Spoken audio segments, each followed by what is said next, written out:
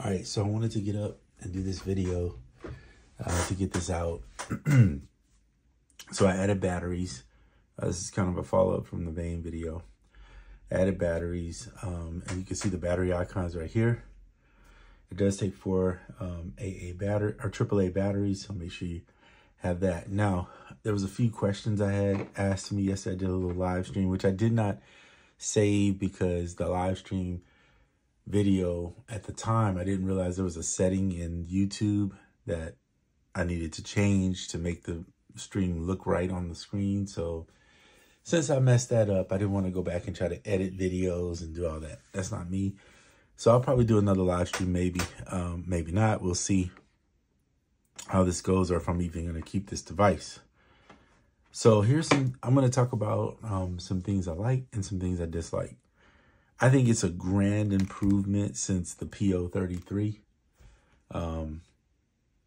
That said, let me grab this over here 1 second. Oh, by the way, I got a speaker now, so you can hear it a little bit better. So that should be good. So keep talking while I'm setting this up. I think it's a grand improvement since the KO-133. Number one, the KO-133 did not have as much sample space. You didn't have the ability to plug MIDI into that, and it wasn't as cool, as my opinion, as looking as this is. This is portable. It very much is portable. It fits in a backpack. It's not, extremely hard to use. I felt like the KO-133, once you got used to it, it's fine, but it was harder to use for sure. I think the fact that it has a keys button, the fact that it has, I think the KO-133 might have had note repeat on it, if I remember right. I think it does. But it wasn't as easy as using this one, that's for sure. The effects on the KO-133 are, they're okay. I definitely like the sound of the KO-133. When I say that, I mean the product of what comes out of it. It sounds really good. The way it compressed it, I feel like it was like an 8-bit or something like that. But it sounds really good. So anyway, something to think about there. What else? And while I figure out where I put the cable to hook this up, I will say that this device, in a second while I'm grabbing, has encourages you to pick it up and use it just because of the way it looks. However, because of now I'm going to talk about some of the bad things. Because it lacks a lot of the things that you really need to call it a legit sampler that I would say I'm going to use often to make music with it. I feel like it's kind of very gimmicky in that way. It's not that you can't make music with it. It's just that it doesn't motivate me to complete a song on this thing. It really just doesn't. Can I make a couple loops? Sure. Can you perform with the loops? Absolutely. But will it be something that I'm going to sit and use every day, or even pick up and be like, yeah, I can't wait to use it? Probably not. I'm not going to finish any music on it. Now, I didn't finish a lot of music on the SP303. I will say that is very true. It was just it was one of those pieces where it's like, for some reason, I just didn't finish music on it. I think those machines are designed for getting you started, but not finishing, if that makes sense. So that's something you have to ask yourself personally. If you want to use a device like that, will it make me finish my music? And I think that's a good question, because it kind of gets you going in the right direction with regards to making music. And that's the whole point of all this stuff, is to have fun and make music. I am struggling at the moment to find this one little cable that I saw yesterday, so I know I have it. It's just, where in the world did I put it? I thought I pulled it out of a bag I have here, but for some reason, I'm not seeing it. was weird. So I don't know, it's gonna mess me up with trying to plug it into the speaker. That was the whole goal here, was to figure out a way to plug this into the speaker that I have. I will continue to look for it. In the process of that, let me tell you, I probably more than likely will not keep this device. I do not like keeping devices that I'm not going to use often enough or get my money's worth out of it. And I think $300 is not a lot of money for a device like this, but it has to still move you no matter, I don't care if it's $1,000 or $3 or whatever it costs. It still has to move you to want to use it. And if you don't use it, then what's the purpose of having it? It just becomes, at that point, it becomes a decorative piece for you. So let's just see if the speaker, somebody said, turn up the volume. The volume's up. I kind of get that on this. Is not hard to, but you can see here, power's on, nothing plugged into the output, and the speaker's not working again. Press play, nothing. By the way, somebody said shift play to get back to the beginning. If you hit shift play, you'll see it starts playing it still. So that's why I use shift and the minus button, which is, I think, the same thing, if I'm not mistaken, that we used when I had the OP1 Field. It was the same thing I used on there. I really need this one little cable, and I can't believe I can't find it. Oh, there it is. I guess it fell out of my bag. Okay, cool. So now we can move on to other things. Now this is an Anchor Soundcore. I think it's Soundcore that makes it. And I had it before. I think it works pretty good. It's less, it's $70 or less or something like that. Works great. You can just plug it into, with 3.5. It also has Bluetooth in it. So you could do that. What I'm going to do is utilize my my little mixer face here, and I'm gonna plug this thing up here, and I'm gonna turn it on, and I think it's on now, if I'm not mistaken. Hopefully it won't try to connect Bluetooth to my phone or anything, because I don't want to do that. I'm just trying to use it as a actual speaker. So what I was going to show you was, if you run into an audio interface, I think the sound from it sounds a little bit better. I could be mistaken, but there it is, directly into the mixer face.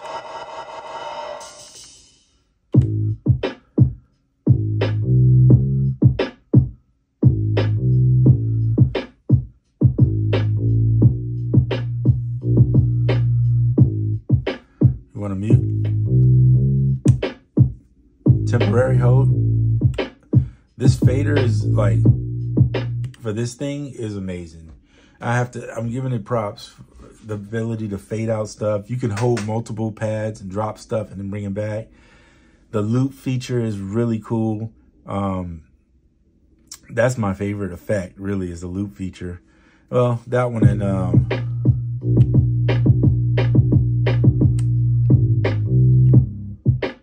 this little tune.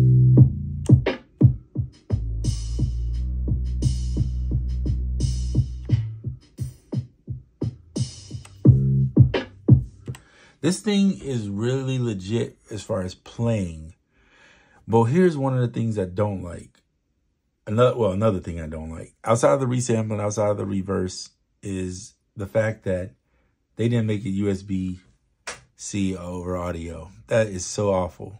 Because the sound that you lose, I don't know if it's the degrading portion of it that I'm speaking of, but it's the sound you lose from coming out of this output. I mean, it just doesn't sound as clear and as clean, especially if you're trying to record it. So that said, I did take it up on myself, which I'm going to rotate this camera for a second to show you, to run this through and record it into Ableton, so you can see it right there. Okay. So you can record your stuff into Ableton. I did this one last night. I don't know if it's even the same beat or if it's a different beat or whatever. I can't remember, because I did it at different times. Trying to move the camera so we can get back kind of looking focus at 303. All right, so the reason I'm doing this video recorded versus live is just because it's easier for me to control the camera and the timing of it. And I won't answer questions in this. I'll answer them in your comments below. All right, I showed this in the other video, the MIDI portion of it. This is a TRS MIDI, whatever you want to call it, plugged in. And then I have the MIDI controller. So you see you can play here. Hold on, let me.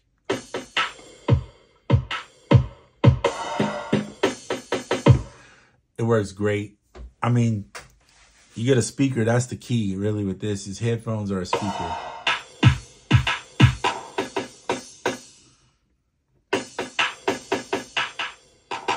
Right? The bass.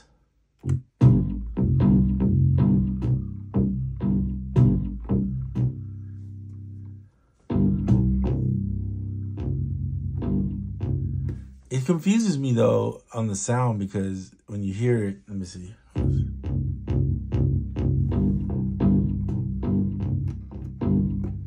Sounds better in here than it does when I play it through the keyboard. So here's the sound I want to use, hit keys. See so if I go octave down, sounds like it's playing something else in the background and I don't fully get what it's doing, but watch this. And then if you, what is it, to get it, shift, is it keys down? Yeah, you can change the octave here.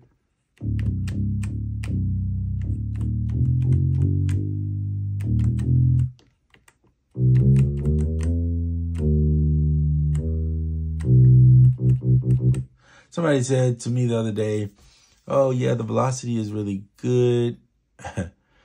I don't know what they're talking about because I showed it, I think the other day. You hit system over till you get to pads, enter, velocity. That's, by the way, this is scale and key, so you can change the scale of it. But if you go low or high, I found it to be honestly the same thing in my opinion. I'm going to go back in and look at the scales real quick. Major, minor. I usually like it in chromatic, but, and they have Dorian, that's good. I don't know if 12T means, I'd have to look it up, see what that means. I think that's what it comes in stock. So I'm just going to leave it. But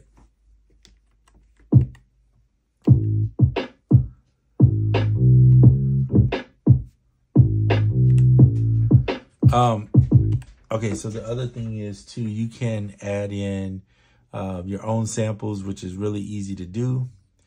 But if you go through their device, which is a web-based device, which I don't like, and I can show it to you, but I'd have to move all this to get back to the computer to show it to you. But it's just off of their website, excuse me, you go through their website, get to their little device, and you can load, you have to, hey, oh, my dog is in here. Stop that. Don't do that. No. All right. You can use the USB-C into the computer and then use their device to load. Now, if you load samples that way, you can only do 20 seconds or less. So if you're trying to sample something a little longer, you have to like pitch it up and then, sample it in. It's like the old school way, pitch it up, sample it in, and then slow it down after you get it in. For me, I will never use this device to sample anything longer than 20 seconds. I just don't see the purpose. It's not easy to trim. The trim is very difficult. To get it accurate is what I mean when I say difficult. It's very finicky. So let's see if we could just, I did this the other day. I really don't want to do it again, but I'll do it just for the sake of the video. Okay, so let's go to D. There's nothing on this one. So let me see if I can just record something, sample. The mic, you have to turn the mic up each time to level up so that it registers. If you're not seeing your voice register through there, it will not record. So, and you see the ones that are, they're all blinking. That's confusing because you think everything's open technically. Some of these have samples on them, but whatever. Microphone check 1 2 1 2. Microphone check 1 2 1 2. Microphone check 1 2 1. I showed the chopping feature, so you pretty much just hit here. Microphone check 1 it's gonna play it through one time for whatever reason. Check 1 2 1 2. So then you go. Microphone check 1 2 1 2. Microphone check 1 2 1 2. 2 2 2 2 2 phone 2 1 phone 2 1 phone micro 2 1 microphone 2 2 micro 2 1 phone micro 2 2 phone microphone check microphone check microphone 2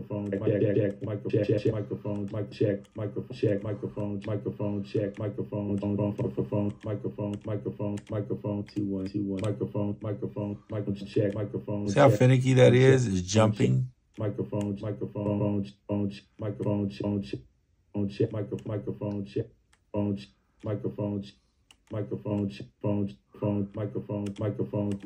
2 1 2 1 2 1.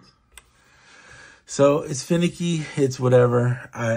It's not, I don't know how accurate you can actually be with this type of thing. Whereas when you see a waveform, you can look at the waveform and see where you're placing your chops. So I don't know.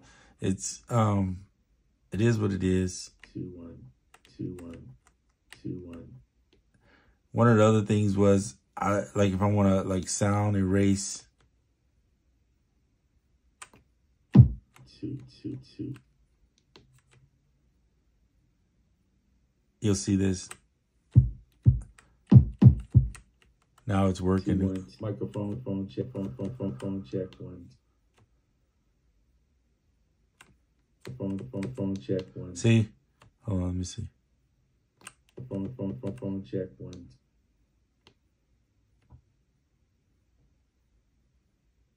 Phone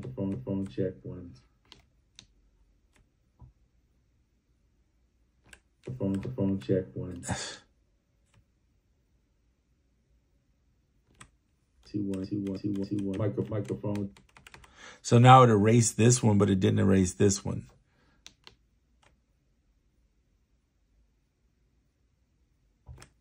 Microphone. Nope. Now you do know what sample it's on. Microphone 2 1. But watch this, how many times I have to. Okay, now it got it. Microphone. It's finicky like that though. See, like what I'm trying to, like this is out the gate. It should be just. Microphone. So microphone. See how it erases sometimes and sometimes it doesn't. Like, microphone. What does it take to be perfect at this? Like seriously, like if I just hit erase, it should erase that sound. Microphone. It doesn't. Microphone. Okay, so go back to here. Sound.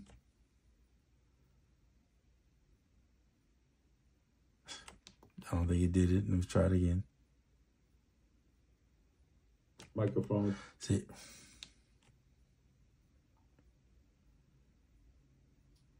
See what I mean? Microphone. It's still there.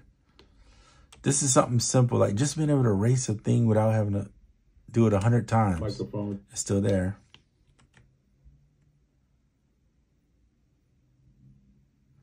You might say, well, they could update that in firmware.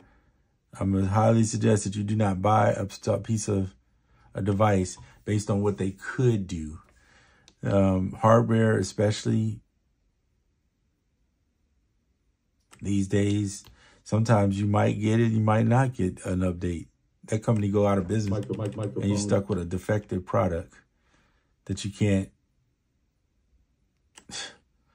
This is so frustrating. See? This is driving me crazy. Something as simple as deleting something. I don't want to spend this much time deleting, trying to delete that.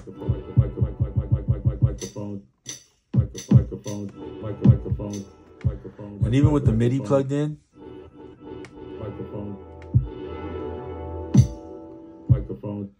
it's triggering a sound, like multiple sounds.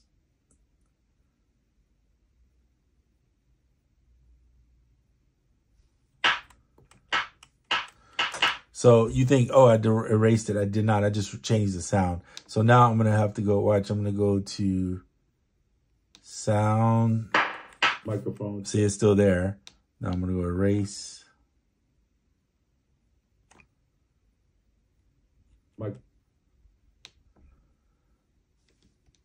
Try sound edit. No, that's not it.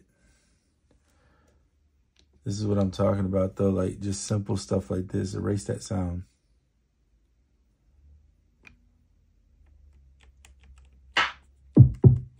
So now it erased. So sometimes it'll erase it for you off the pads. All I wanted to do is erase off the pads. But then the original sound, to erase it, you have to hit sound and then just hold sound and erase when you're on that sound. Now it's gone now, so you don't see it. So it's just little quirky stuff like that that they could clean up that would make it a little bit easier. If I want to get rid of that sound from the bank, let me just erase the sound. It's kind of a pain in the butt to have to go back and forth through all this.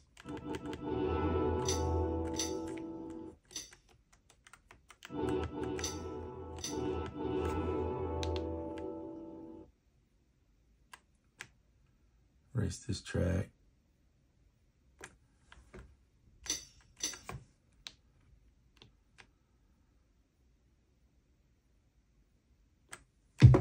Then sometimes it'll like remove it and put it at blanks like that.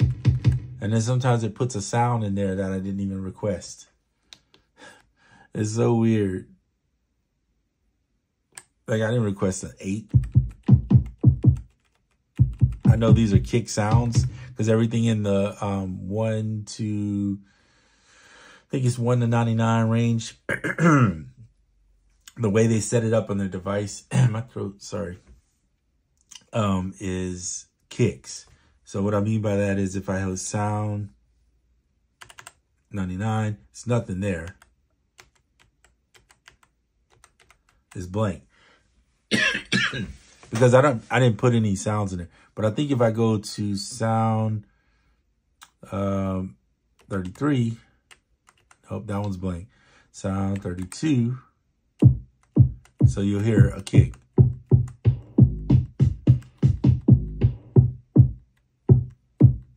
So I think 31 and 32 are my sounds I added. LJ drums, whatever. But you see what I mean when I say that it's like, it's finicky on certain things. Certain things work well, certain things don't. And I just, for me, like right now, the sheer fact that the speaker is not working is driving me crazy. So here, I'm gonna plug it. That's frustrating. When you pay for something, you at least want what's there to work, function right. When it doesn't, it's a problem. Now, I did say you can record out, but you got to record out from here. So I recorded out, and this is what I came up with. Let's see. Oh, you know what? Hold on a second. I think, is this sitting on?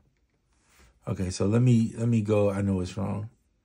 I got to change the sound output to this device. Hold on. I think it's because this is sitting on top of the keyboard. So we'll do this to, I'll have to unplug it and then plug it back in. Sometimes it doesn't see it. There we go. Wait, where'd it go? Okay, Centris. There we go. All right, so yeah, so I recorded it there.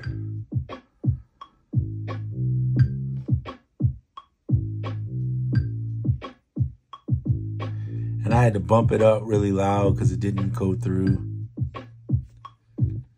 So if I'm blatantly honest, I don't like the way that sounded at all. It sounds terrible. And that was me having to doctor it up a little bit.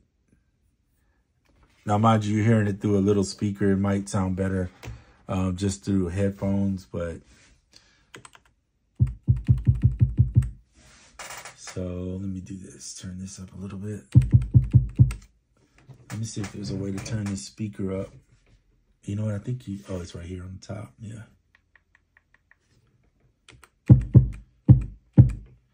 And I got a bass feature on here only because these little speakers tend to not. Let me see if I can take the.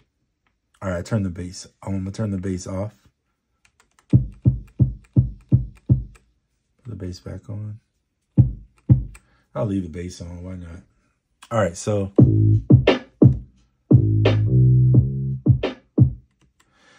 So it sounds good, but the velocity stuff isn't good for me.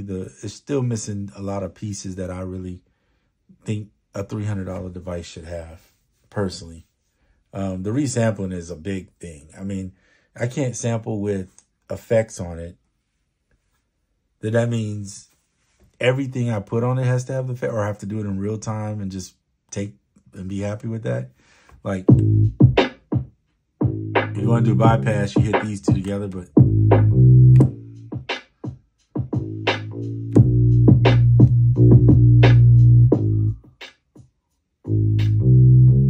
little filter.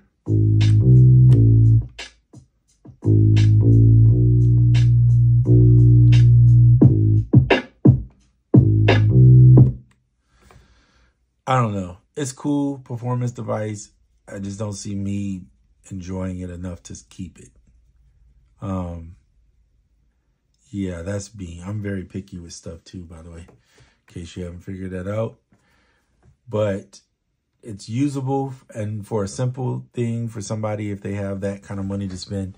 Now, my personal preference is, if you need hardware, yes. I mean, this or a pocket operator probably going to be your cheaper choices for a sampler. I think in the same price range, though, you could get the model cycles if that's your vibe. And there's another one. What is the other one?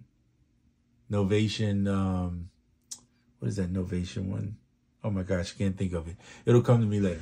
But the Novation one that everybody uses, that one's a little sampler that's like, I think around 300. And then there's I would not recommend this, I don't like it, but the Orpha or whatever it is, I don't really care for that thing. But with all that said, I would say go to iPad if you're going to do this, unless you just really have to feel like you have to have this button. And if you got a little bit more money than that, see if you can find yourself a used SP404 Mark II, because that is, in my opinion, a little bit better quality of a sampler for around close to the same price. Now, this thing, if you just about looks and the looks is a motivation for you, then by all means. I said this in the other one. This is your drums, this is your bass, this is your chords or keys or whatever. And then this is like your blank one where you can put samples. That's kind of how it's set up. You got like 999 samples you could possibly keep on the device. But they better be one shots, because you're going to run out of space quick if you use anything other than that. This thing works well with one shots, though. I'll give it its credit where it's due. I think if you were just going to use one shots, as far as drums, and then maybe some percussion and maybe some one-shot keys or something, you'll probably be better. You'll be doing fine. Get out of that. I don't know why I'm still in that.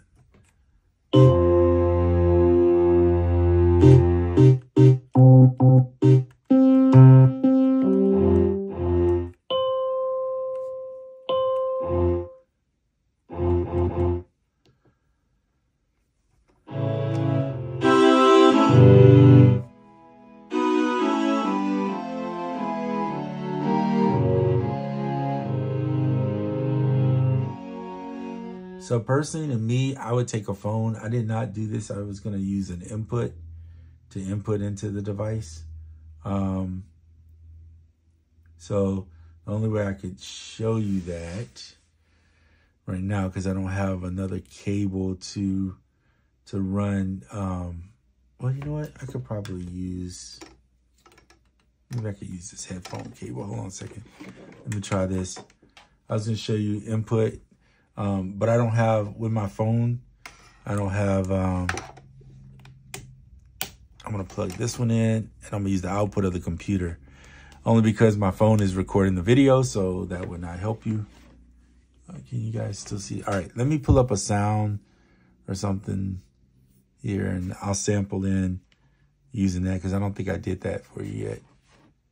Might as well show you what it's like. Remember, you only get 20 seconds, so if you choose to do this. One thing you can do too, like let's say you want to do chords. I thought about this. You could sample each one of your chords. Let's say you have 4 chords that you want to do, you can sample your 4 chords onto these and then just play them back, is what you could do. So what I am going to do to show you this is pull a project up because it'll be easier. So let's do this one. I'm gonna pull a project up, something that I just did some chords on. And then I will I'll play it see if I can play it. In order to do this, I need to go out from the computer. So as soon as this loads, give me a second. All right, cool. I'm gonna have to change the output source so that you can hear it. We will go out to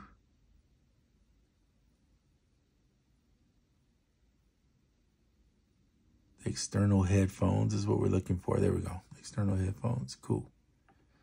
All right. So again, like I said, with samples, find yourself a spot. We'll go there. That's fine. Hit sample. You can choose left, right, which is stereo, right? Or left or center or just right. I'm going to leave it on recording left, right. I'm going to pick a spot. Can you guys see what I'm doing? Yeah, hopefully. And then I'm going to play the sample. Let me solo out the sample so it's just this one. So you got to hold it down to record it. Make sure you set the volume for how loud you want the level. Hold it down and then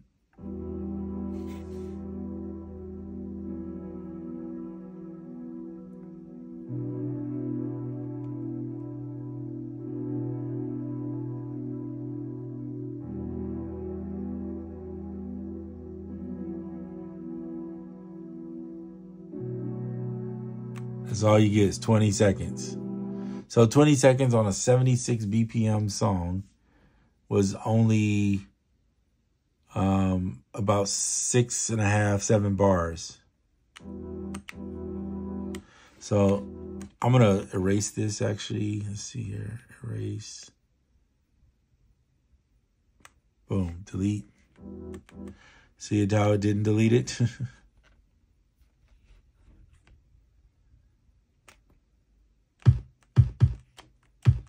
All right, now we're gonna re-record that with a sample. And the reason is because I wanna make it so I don't have to trim the sample because it's kind of annoying. So, all right, so we're in sample. I'm gonna hold it down and then press play. And you can see. So when it gets to 4 bars, I'll let off. All right, there we go, that's my sample.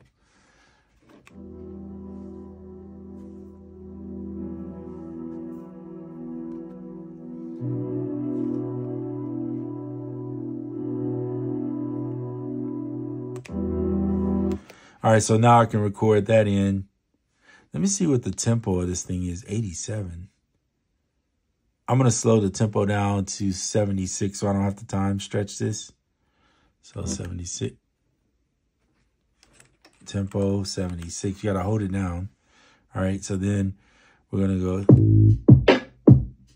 And I'm going to get rid of this bass because it doesn't match at all. So I'm going to erase sound, or erase here. So you erase the pattern, right? There you go.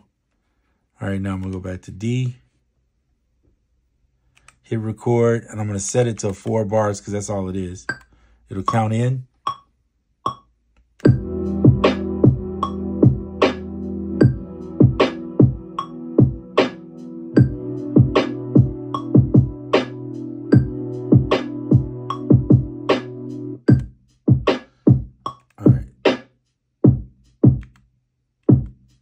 Why did it not record it? That's weird.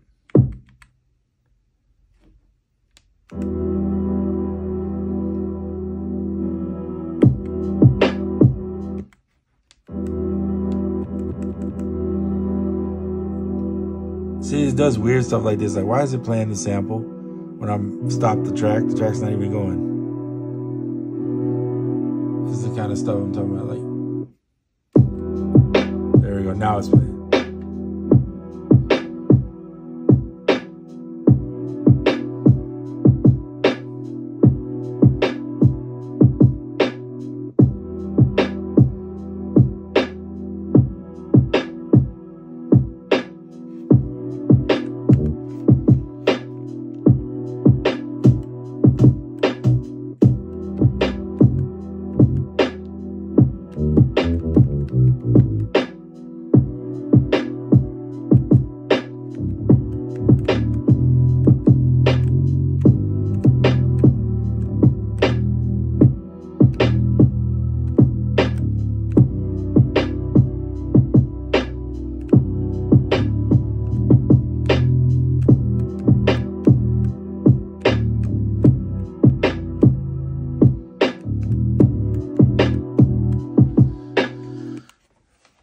So there you have, what in the world?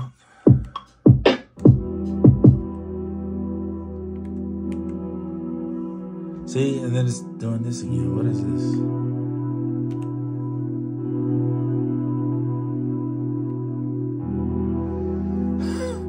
I tell you, man. Sometimes I think when you overcomplicate something or put too much stuff on one thing, it just, like, why is it still playing this? I can't reset. I can't stop that sample from playing.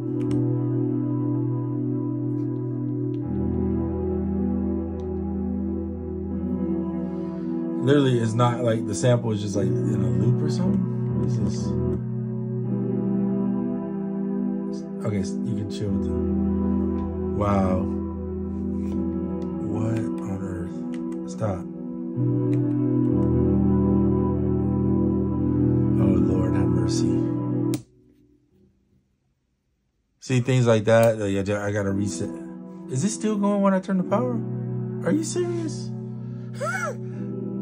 Okay, this is, all right, just stop. Oh, you know what? Hold up. I'm bugging. Hold on. Yeah, don't save the changes. I think it's playing in the computer, so I'll take that back. That was on me. I was like, man, I can't stop the sample. Like, what is this thing? It was playing in the computer, sorry. That was a user error there.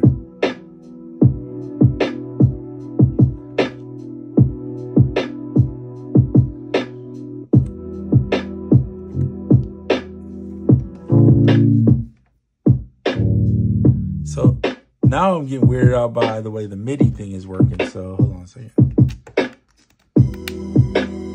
What? What is that?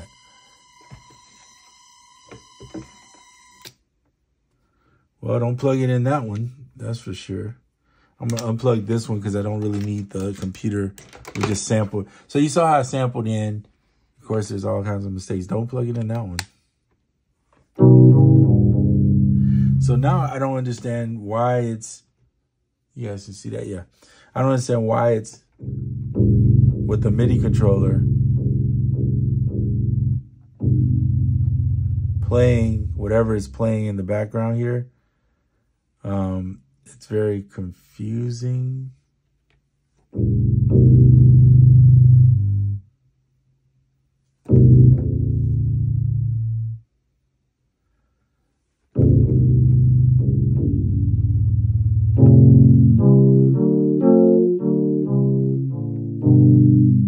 Sounds completely different from... So...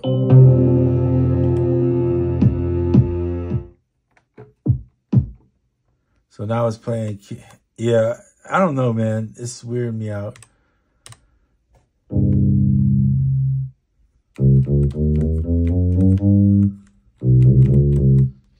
So this is, I don't know if it's my MIDI controller. Maybe I have something on here. Oh, you know what? Maybe it's me because I have this thing sitting on here. I might be pressing buttons on this part. It's throwing it off. That's what it was. Sorry about that. User error.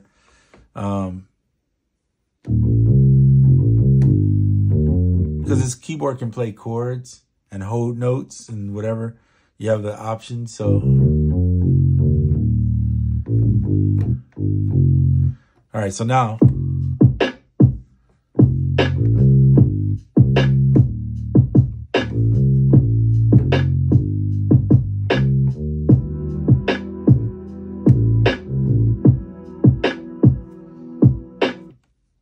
All right, so why?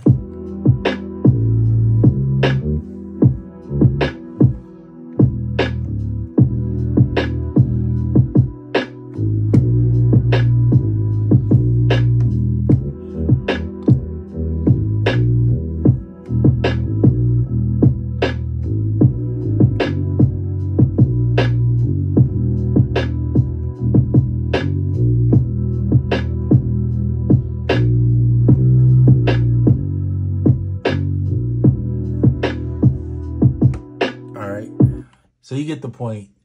Thing works really good. I mean, there's no question of that. And if you're willing to wait and hope that they, in hopes that they will fix some of the little quirky things that it has that obviously could be much better. Oh, I did promise someone that I would try the MIDI USB-C. So I am going to do that because I did say I would try that. All right, this is a question. The question is going to be, and I figured this would happen, it can't power this keyboard. So the only way I can power it is obviously with the USB-C. So it's going to be kind of hard to know if the USB-C will work without being able to power it. So let me see if they, I can't remember if this keyboard has another, I don't think it does, but let me see without dropping anything. Yeah. So the problem is you either power it via USB-C or that's pretty much it. That's your only option with these keyboards nowadays, especially this keyboard. And this thing is not powerful enough on running on batteries for sure to power a MIDI. So unfortunately, while I want to try that for a person, it's not going to work. Now, there is a keyboard, the Arturia makes the mini, what is it called? It's one of my favorite ones, and I can't even think of what it's called.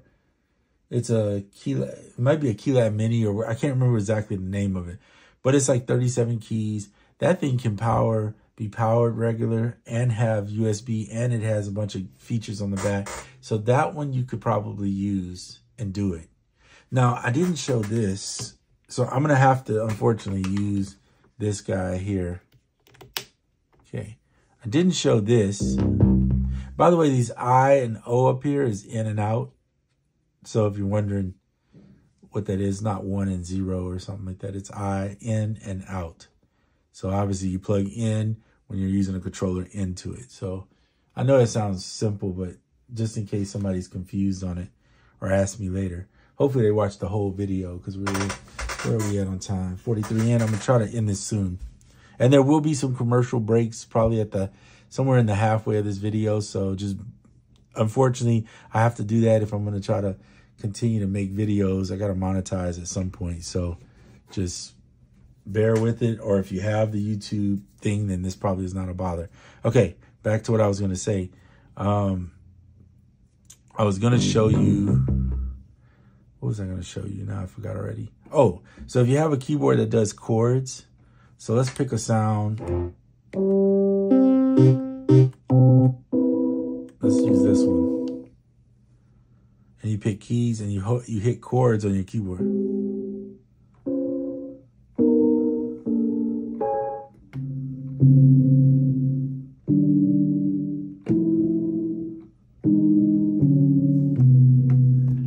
So you'd have to know, let's see.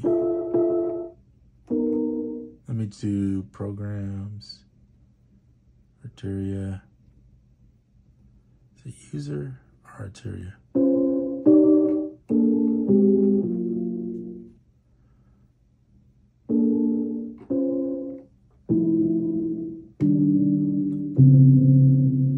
Huh. I can't remember why. No, that's not it. I thought it used to, I may be doing something wrong, but it used to show me the chords, I thought. But anywho, if you need to use that, you can do that. If you don't have that and you just have your phone, you can use tonality, or you can use, if you have the iPad, you can use scaler to put play chords in via MIDI. One way to do a MIDI, I was going to show this too. You can do this. Like if you have, this is the Yamaha one, but they make some other cheaper ones too, like the X5 or the CME that are pretty good. CME is not cheap, but it's, you know, fairly good for what it does. If you get this and one of these cables here, let me show you. I'm going to unplug this MIDI. And you have one of these cables, but it needs to be the one that obviously you can connect, right? And they make them shorter too. It don't have to be this length. what you can do is you can use your keyboard as a MIDI controller, or you can use your phone into it and Bluetooth your MIDI into the, use your phone as a MIDI controller or your iPad as a MIDI controller and Bluetooth, so you could do chords into here. I was just going to show you that because it's kind of a nice feature if you decide you want this device and you want to keep it for whatever reason. Not for whatever reason, but because you like it, obviously. Give me a second. Plug this back in.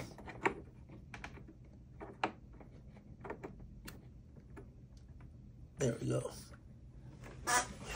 All right, program. Put it back on DAW. MIDI channel. Program back to DAW. Okay, cool. Whatever. Try to scoot this back in where you can see it and don't tear up anything. Take off hold.